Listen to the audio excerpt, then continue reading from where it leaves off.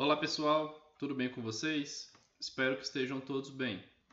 Hoje vamos continuar o nosso curso de CFE 464, Acionamentos e Comandos Elétricos para o curso técnico em Eletrotécnica. Meu nome é Eric Matheus da Silveira Brito, sou professor da Universidade Federal de Viçosa, Campus Florestal, e esta é a aula 10, partida direta de motor de indução monofásico com reversão. Esta aula vai ser dividida em duas partes, e esta é a parte 1. Nessa primeira parte, vamos ver uma comparação entre o campo girante de motor de indução trifásico e o campo pulsante de motor de indução monofásico. Vamos estudar alguns métodos de partida do motor de indução monofásico, depois de concluir algumas coisas interessantes sobre o campo pulsante. E vamos ver as configurações do motor a 2, 4 e 6 fios, que são fundamentais para que a gente entenda o método de reversão do sentido de giro desse motor. Na parte 2, vamos fazer um estudo, uma análise da partida direta com reversão desse motor para a configuração de menor tensão e para a configuração de maior tensão, seguindo uma análise aí de dimensionamento dos componentes aplicados nessa partida. Bom, pessoal, então vamos começar. O motor de indução monofásico, você deve estar se perguntando o que é isso. O motor de indução monofásico, ele, como o próprio nome sugere, é um motor que vai possuir apenas um enrolamento, tá? Diferente do motor de indução trifásico, que vai possuir 3 enrolamentos. Só que o princípio de funcionamento dele é exatamente igual ao do motor de indução trifásico. Quer dizer que quando eu alimento esse meu circuito monofásico aqui com uma corrente, eu vou induzir uma tensão e, consequentemente, uma corrente no rotor da minha máquina, do meu motor, que vai ser responsável por fazer o meu motor girar, Eu chamo a atenção para um ponto aqui, tá, pessoal? Que esse motor ele é monofásico porque eu só tenho uma fase, eu só tenho um enrolamento. Mesmo que eu esteja aplicando nesse motor uma diferença de tensão aqui de 220, que para muita gente é bifásico, porque tem fase A e fase B. Mas não, esse motor ele pode ser alimentado em fase neutra ou fase-fase, mas ele é um motor monofásico porque ele só possui um enrolamento, ok? Alimentado por uma tensão. Diferente aqui do meu motor de indução trifásico, que ele vai ter 3 enrolamentos, fechados em estrela ou em delta, por exemplo, tá? E eu tenho 3 tensões trifásicas aí sendo aplicadas. Uma grande característica desse motor monofásico, apesar do seu funcionamento ser idêntico ao do motor trifásico, é que o motor de indução monofásico ele não parte sozinho. Tá? Isso é uma grande desvantagem dos motores monofásicos em relação ao trifásico. E por que ele não parte sozinho, pessoal? A gente precisa lembrar aqui que no motor de indução trifásico, as correntes trifásicas, quando a gente alimenta o estator dessa máquina com correntes trifásicas, a gente cria um campo magnético girante que é responsável por induzir tensões no rotor da máquina e com isso a gente vai ter um campo magnético do rotor, que vai interagir com o campo magnético girante e aí a gente já vai ter automaticamente um conjugado de partida ali que vai ser responsável por colocar esse meu motor de indução trifásico em movimento. Em resumo, o motor de indução trifásico possui um campo girante que é capaz de fazer esse motor partir sozinho, inclusive com carga, ok? Só que isso não acontece no motor de indução monofásico, porque eu não tenho um campo girante no monofásico. Na verdade, eu tenho uma corrente monofásica e essa corrente monofásica ela gera uma variação de campo magnético ao longo do tempo, ou seja, existe variação de fluxo, existe tensão induzida no rotor da minha máquina, tá? Só que eu não tenho conjugado de partida porque esse meu campo magnético que o estator gera, ele não é girante, ele é pulsante. Por que ele é pulsante, pessoal? Porque ele muda sempre o seu sentido e a sua intensidade, mas ele nunca muda a sua direção. Então, se eu pegar, por exemplo, aqui, nesse ponto, eu vou ter o máximo campo magnético positivo, e aí esse campo magnético ele vai diminuindo à medida que a corrente vai diminuindo, vai alterando seu valor, até que ele passa a ser negativo, e aí ele vai inverter o seu sentido, até ele chegar no máximo negativo, e depois ele vai diminuindo a sua intensidade novamente até se tornar máximo positivo mais uma vez. Então, como o campo resultante ele é sempre na mesma direção, a gente não tem um campo girante, a gente tem um campo pulsante, tá? Isso não quer dizer que eu não tenha tensões induzidas no meu motor. Sim, eu tenho tensões induzidas, tenho corrente no meu rotor, só que na prática o que vai acontecer é que o campo magnético no meu rotor ele vai sair alinhado com o campo magnético no meu motor. Como não vai ter nenhum ângulo de defasagem entre eles, né, eu não vou ter aí uma variação líquida de fluxo, então eu não vou ter um conjugado de partida.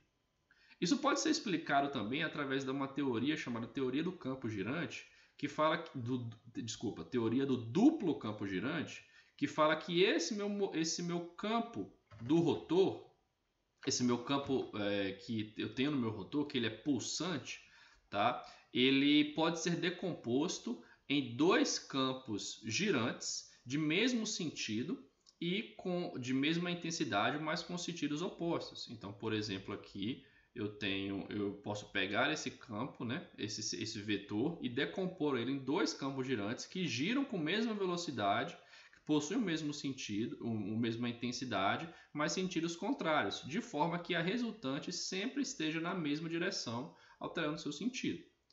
Com isso, eu não consigo partir a minha máquina, eu não consigo colocar o meu motor em movimento. E como então que funciona? Como que a gente consegue então trabalhar com um motor de indução monofásico, né? O princípio de funcionamento do motor, a partida desse motor, ele pode ser explicado por duas teorias. A primeira é essa que eu acabei de citar, do campo girante, do duplo campo girante, no qual o campo magnético pulsante ele é decomposto em dois campos magnéticos girantes de mesmo módulo, mesma velocidade, mas em sentidos opostos. Esses campos a gente chama de campo progressivo e campo retrógrado. E tem uma outra teoria, que é chamada de teoria do campo cruzado, que ela diz que se por algum motivo esse meu campo magnético pulsante ele for posto em movimento, se eu conseguir colocar esse meu campo pulsante para movimentar, se eu conseguir botar o meu rotor para movimentar de alguma forma, haverá uma defasagem entre os campos magnéticos do rotor e do estator, que antes estavam alinhados. E isso vai proporcionar um conjugado de partida, um conjugado no eixo do motor, e esse conjugado ele vai manter a rotação no motor no mesmo sentido que ele já estava girando, certo? Não é o objetivo dessa disciplina que a gente aprofunde nessas duas teorias, mas o que vocês precisam saber até esse momento é que o motor de indução monofásico não parte sozinho porque ele não tem um campo girante, ele tem um campo pulsante. Mas se esse campo pulsante for posto em movimento, aí o meu motor consegue girar e vai manter esse movimento até a gente cortar a alimentação dele, certo? Então a grande questão é: como que eu consigo iniciar o movimento do meu rotor? Vocês devem estar a primeira coisa que deve vir na cabeça de vocês é: e se eu for lá e der um toquezinho com a mão mesmo, um movimento mecânicozinho no eixo do meu motor, ele vai girar? E a verdade e a resposta é que sim, vai. Então, se você tiver um motor de indução monofásico, você alimenta ele com campo pulsante e você chega com a vazio, né? Chega ele com a mão e você dá um tranco em um sentido, ele vai acelerar naquele sentido. Só que na prática isso não é nem seguro e nem prático, né? Até porque esse motor ele pode estar conectado a uma carga, e essa carga ser muito pesada e a gente não tem força para fazer esse motor girar. Então, brincadeiras à parte, não é com a mão que a gente vai fazer esse motor girar. A gente vai utilizar alguns métodos chamados de métodos de partida para o motor de indução monofásico. O primeiro método que a gente vai utilizar, que a gente vai analisar, é o motor de indução monofásico de fase dividida, tá? O que é esse motor, né? Imagine aqui que eu tenho um circuito de alimentação.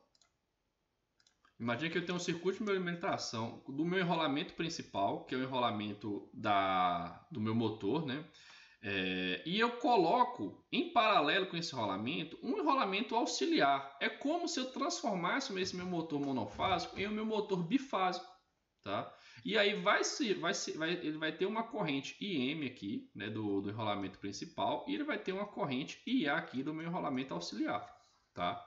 Esse enrolamento auxiliar eu faço ele de forma que a relação resistência por reatância do enrolamento auxiliar seja muito maior que a relação resistência-reatância do enrolamento principal.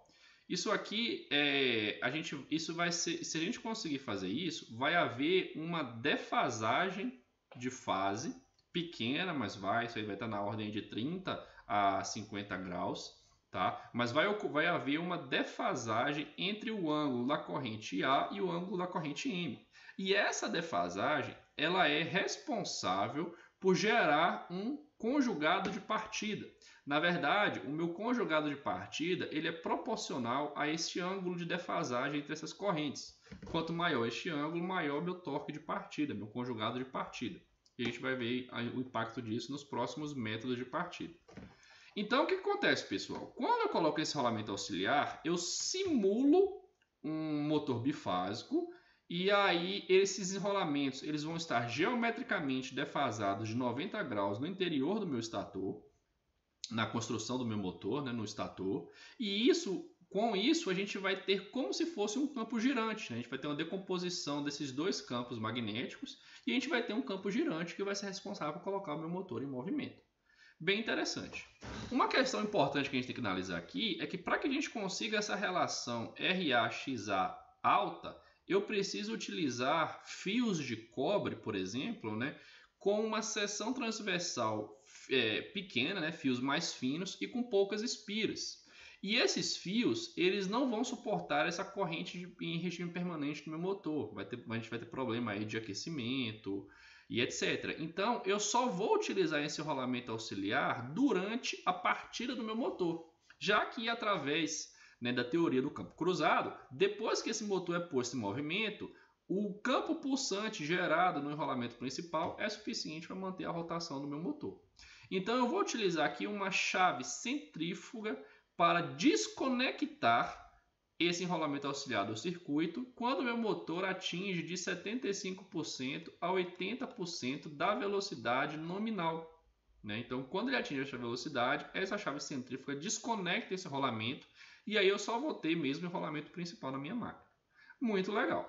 Só que esse tipo de rolamento de fases divididas, ele tem um torque de partida, ele possui um torque de partida, certo? Ele consegue partir o meu motor monofásico, só que é um torque baixo, é um torque moderado, utilizado aí em cargas leves, certo?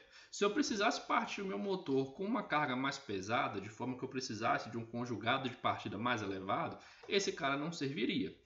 E aí eu teria uma segunda alternativa, que seria a utilização de um capacitor de partida em série com esse meu enrolamento auxiliar.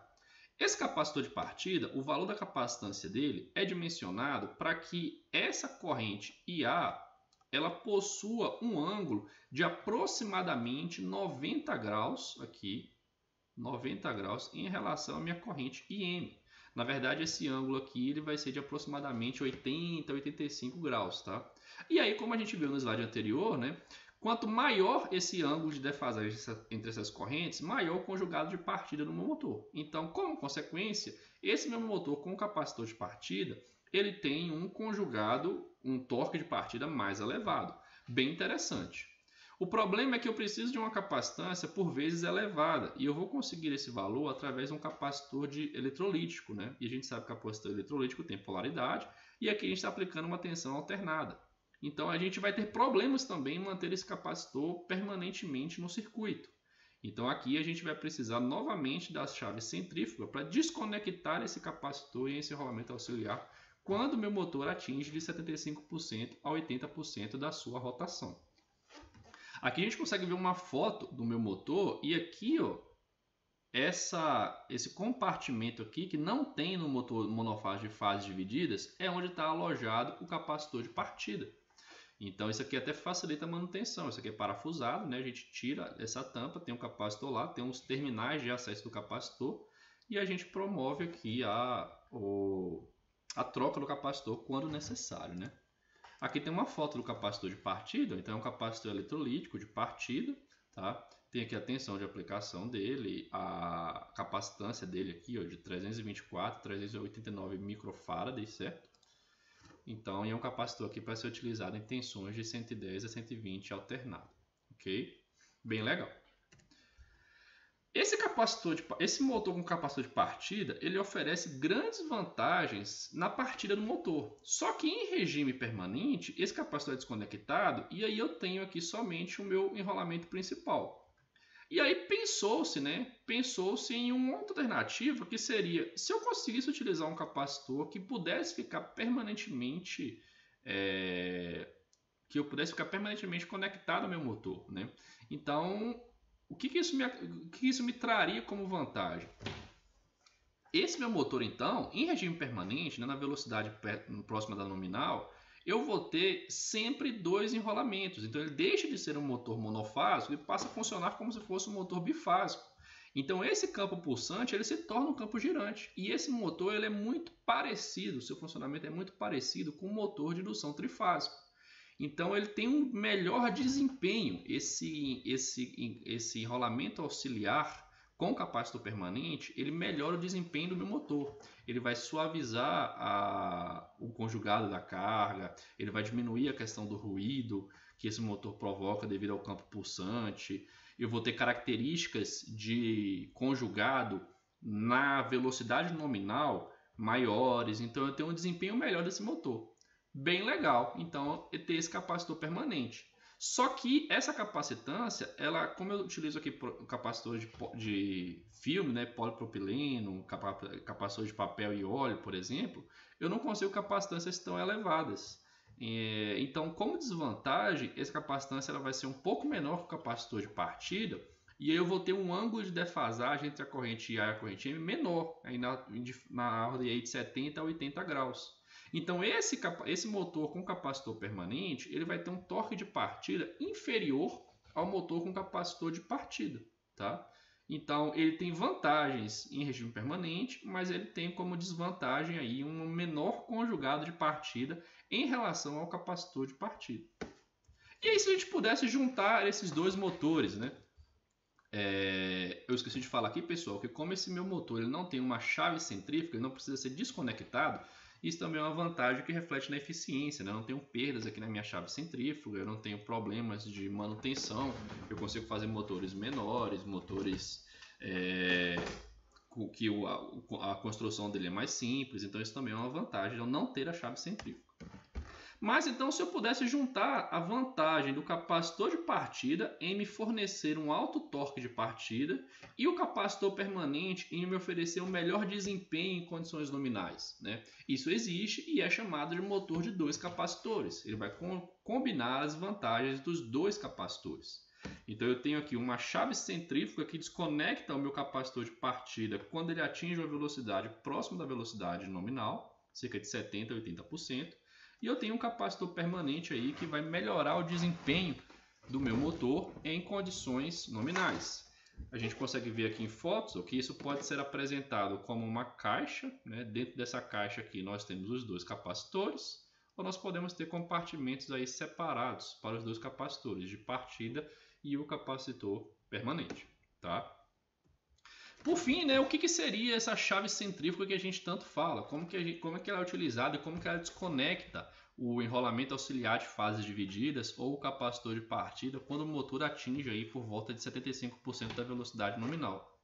Na verdade, essa é uma chave que ela é normalmente fechada, ou seja, ela inicia quando o motor está com velocidade 0, ela é um contato fechado. Tá? E o contato ele ocorre através dessas barras de cobre aqui, ó. Tá? E aí, então ele inicia com o capacitor acoplado, né, conectado no circuito do enrolamento principal em paralelo.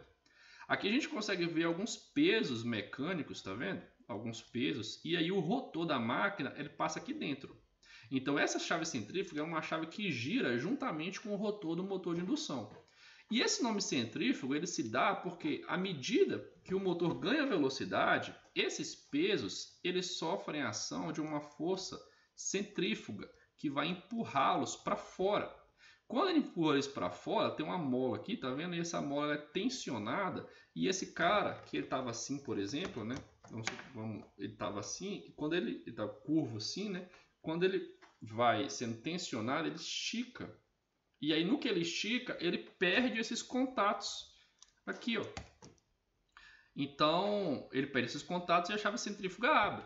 Para esse contato fechar, o meu motor tem que desacelerar para ele perder essa força centrífuga e voltar a fechar os contatos, tá? Então, bem legal, isso aqui bem inteligente, essa chave centrífuga, eu particularmente acho ela fantástica. E ela vai funcionar dessa forma. Isso aqui é bem parecido, só para vocês entenderem, pessoal, com o funcionamento de uma máquina de lavar. Como que a máquina de lavar centrifuga e dá uma secada nas roupas, né? Ela acelera, tem um motor ali que por coincidência é um motor de indução monofásico, que acelera a centrífuga lá, né? E ela vai pressionar, ela vai exercer uma força centrífuga nas roupas contra a parede da máquina. E aí no que ela faz essa força, aí a gente acaba pressionando as roupas e o líquido, né, a água das roupas ali sai e dá uma secada rápida nas roupas. Então o funcionamento dessa chave centrífuga é muito parecido com uma máquina de lavar. A única diferença é que quando esses pesos são arremessados para fora, são arremessados para fora através dessa força, ele perde o contato normalmente fechado, e quando o motor perde velocidade, essa mola é responsável por retornar essa chave centrífuga para a condição normalmente fechada. Então, assim que o motor desliga, o meu capacitor de partida volta para a sua condição fechada, né? E aí eu consigo partir meu motor novamente. Bem legal, bem interessante.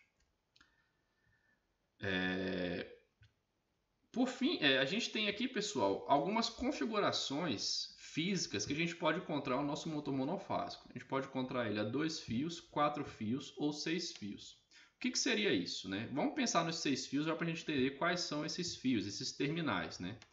O meu enrolamento principal que a gente viu lá, ele normalmente é apresentado como 2 enrolamentos idênticos, tá? O enrolamento 1, 2, 3 e 4. Eles são meus enrolamentos principais. Eles vão conduzir aquela corrente IM.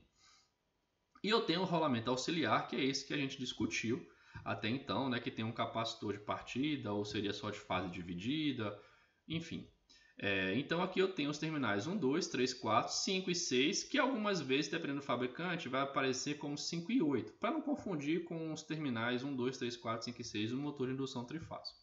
Tá? Então esses são os terminais do enrolamento principal e esses são os terminais do enrolamento auxiliar. O que acontece? Eu posso fazer a associação desses caras em série ou em paralelo, e a gente vai ver como, e aí eu vou ter diferentes níveis de tensão. Na verdade, eu tenho 2 níveis de tensão. Um nível de tensão que a gente chama da menor tensão e o nível de tensão que a gente chama da maior tensão, que é o dobro da menor tensão. Então, quando eu tenho um motor a 2 fios, a conexão série ou paralelo já foi feita. Tá? Eu só tenho um terminal, por exemplo, de ligar o meu L1 e o meu L2, sei lá, né? Eles já foram ligados, por exemplo, em série, né? Um exemplo. E o meu enrolamento auxiliar, que é responsável pela partida, também já foi ligado. Tá? Uma curiosidade aqui, pessoal, é que se vocês lembrarem lá do circuito do motor monofásico com enrolamento de partida, aquele ângulo de defasagem da corrente, ele é responsável por dar o torque de partida inicial, né? Se essa corrente ela inverte o seu sentido, o ângulo também é invertido. E como consequência, eu vou fazer o meu motor girar no outro sentido. Quer dizer que quando eu troco a polaridade desses terminais, eu dou um tranco elétrico, né? Eu dou um totozinho elétrico no motor no outro sentido. Então, se a corrente estiver em um sentido, meu motor vai girar no sentido horário, por exemplo. E se eu inverto o sentido do enrolamento auxiliar, eu vou ter aí um ângulo de defasagem invertido, né? E eu vou fazer o meu motor girar no outro sentido. Então, bem interessante. A reversão do meu motor monofásico se dá através da troca de polaridade do meu enrolamento auxiliar 5 e 6. Não é igual ao motor de indução trifásico, que é a troca de 2 fases qualquer, tá? Tem que ser obrigatoriamente o 5 e o 6, ou 5 e 8. Então, o motor a 2 fios ele já tem essa configuração feita, por exemplo, em série. E o meu enrolamento auxiliar também já está conectado aí com o meu enrolamento principal. Eu não tenho acesso aos terminais do enrolamento auxiliar, então eu não consigo inverter o sentido de giro. Quando eu tenho um motor a 4 fios, eu vou ter um motor monofásico, onde eu posso fazer a configuração em série ou em paralelo. Então eu posso ligar o meu motor em 2 níveis de tensão diferentes, a menor tensão e a maior tensão. Só que eu não tenho disponível os terminais de enrolamento auxiliar, então eu não consigo reverter o sentido de giro. E por fim eu tenho um motor a 6 fios que, além de eu conseguir mudar a configuração dos níveis de tensão, né, maior tensão e menor tensão, eu tenho acesso ao enrolamento 5 e 6 ou 5 e 8, então eu consigo, além de trocar o nível de tensão, consigo inverter o sentido de giro. Esse cara aqui é um dos mais interessantes, que nos permite aí uma maior flexibilidade da operação do motor de indução monofásico. Tá? Só para a gente ver mais ou menos como é que funciona, aqui eu tenho um dado de placa da WEG de um motor monofásico e ela já nos dá, né, um motor de 6 terminais, e ela já nos dá aqui qual configuração tem que ser feita para menor tensão e para maior tensão. Essas bobinas aqui, pessoal, elas podem ser 127 ou 110, 110 mesmo, tá? Isso para a gente que é engenheiro da área de elétrica aí sabe que o 110 muitas vezes é coisa de gambiarra, né? De quem não entende, que as tensões normalmente são 127 ou 220. Mas nesse caso aqui é 110 mesmo, porque ela é metade da tensão 220. Então, o par de tensões do meu motor monofásico, ele pode ser 127, 254, que é o dobro, né? Ou 110, 220. Por que tem que ser exatamente igual? Vamos supor que esse enrolamento tem uma tensão que eu vou chamar de V, 110 ou 127. Tá? Eu posso ligar esse cara na menor tensão. Como que seria a ligação dele na menor tensão? Ó, eu vou ligar eu vou curto-circuitar o terminal 1, 3 e 5. Então, olhando para esse desenho aqui, ó, eu vou fazer ele aqui. Aqui eu tenho um capacitor, né? Aqui eu tenho 1, 2, 3, 4, 5 e... como ele chamou de 8 aqui, eu vou chamar de 8, tá? Então eu vou dar um curto aqui, ó, no 1, no 3 e no 5, tá vendo? 1, 3 e 5. E além disso, eu vou ligar a minha fase de tensão L1 nesse cara. Então eu estou alimentando essa junção aqui, esse curto aqui. E eu vou ligar aqui o 2, 4 e 8. 2, 4 e 8. E eu vou jogar aqui, né, a outra tensão. Ele chamou de L2, eu vou colocar de L2 aqui também. Então o que aconteceu? Eu coloquei esses três enrolamentos em paralelo. Se a tensão que esses caras suportam é 110, então a tensão de funcionamento vai ser 110, que eu vou ter 110 aqui, 110 aqui, 110 aqui. Então a minha tensão VL1, VL2 tem que ser igual a 110. Isso pode ser obtido, por exemplo, num fase neutro, né? E aí ele já nos fala aqui ó, que para inverter a rotação, basta eu trocar o 5 com o 8. Então vamos supor que nessa configuração meu motor gire no sentido horário, né? Se eu tiver 1, 3 e 8, 2, 4 e 5, esse meu motor vai girar no sentido anti-horário. Isso aqui seria a configuração de menor tensão. Como seria então a configuração de maior tensão? Tá? Ele nos fala aqui, ó. Vamos novamente aqui pegar, vou fazer diferente aqui, ó. Vou fazer assim, ó. Aqui ó, eu tenho a 1 e a 2, né? Aqui eu tenho a 3 e a 4, tá? E aqui eu tenho a 5 e a 8. Por que eu desenhei assim? Olha a forma de ligação. O 1 eu vou ter que ligar no L1. Beleza, eu liguei o L1. E eu vou curto-circuitar o 1 com 5. Então eu vou curto-circuitar o 1 com 5. O 2 eu vou ligar com 3. Então o 2 eu vou ligar com 3 e vou ligar com 8. Liguei com 8. Tá? E o 4 eu vou ligar no meu L2. Então, olha a configuração que está. Aqui eu não tinha 110. Esse enrolamento não é exatamente igual a esse. Então, aqui eu também tenho 110. Qual que é, então, a tensão VL1, VL2? 220. Tá? Por isso que essas tensões têm que ser exatamente o dobro, né? Metade, a tensão menor tem que ser exatamente metade da tensão maior. Perceba aqui que o meu 5 e o 8 ele está em paralelo somente com o enrolamento, né? Por quê? Porque a tensão dele também é 110, ele não foi feito para operar em 220. Então, se eu ligasse ele o 5 em paralelo aqui com o 8, eu estaria jogando uma tensão de 220 nesse enrolamento e não é para isso que ele foi dimensionado, ok? Aí que vem a questão. Se você quiser utilizar o seu motor monofásico na tensão de 127, é preferível que você escolha um motor 127, 254, que você vai trabalhar aí com a tensão nominal aplicada nos terminais dele. Se por algum motivo você precisar trabalhar ele com 220, você vai trabalhar ele um pouco abaixo da condição nominal dele, né? Já que a condição nominal seria 254, mas você está priorizando a tensão de alimentação 127, que foi a qual você escolheu operar o seu motor. Da mesma forma que se você quiser trabalhar com o seu motor monofásico em 220, você precisa comprar um motor 110-220, que você quer trabalhar nessa condição. Se por algum acaso você quiser trabalhar com ele em 127, você vai ter um motor que foi dimensionado para 110, vai ter uma pequena sobrecarga, né? Mas nós precisamos lembrar que o nosso motor ele tem um fator de sobrecarga que vai permitir que você ligue o motor 110 em 127, mas também não é recomendado. Então, sempre que vocês forem escolher um motor monofásico para aplicação, tá? Escolha o nível de tensão adequado para a configuração que você vai fazer. Bom, pessoal, para finalizar, a gente tem aqui algumas conclusões do motor de indução monofásico, né, em relação ao motor de indução trifásico. A grande vantagem entre eles, então, é a utilização de motores onde a gente não dispõe de uma rede trifásica, principalmente em residências, né, que a gente não tem, dificilmente a gente vai ter um trifásico aí em residências ou na zona rural. Então, esse motor ele fica bem interessante. Por isso que muitos eletrodomésticos, como ar-condicionado, máquina de lavar, ventilador, liquidificador, eles trabalham todos com motor de indução monofásico. Só que o motor de indução monofásico ele é mais caro, menos eficiente e exige mais manutenção do que o motor de indução trifásico. Então, na grande maioria das vezes, se você puder utilizar um trifásico, vai ser melhor para a sua instalação, tá? Então ele só é realmente utilizado quando você não dispõe de rede trifásica. Por isso, tá? Você vai ter motores aí na faixa, valores máximos de motor de indução monofásico de 10 a 15 CV. A partir disso você já vai ter uma desvantagem muito grande, uma perda de eficiência muito grande. Vai compensar sim você ter uma rede trifásica para utilizar o motor de indução trifásico. E além disso, né, a gente tem que pensar que esse motor ele é monofásico.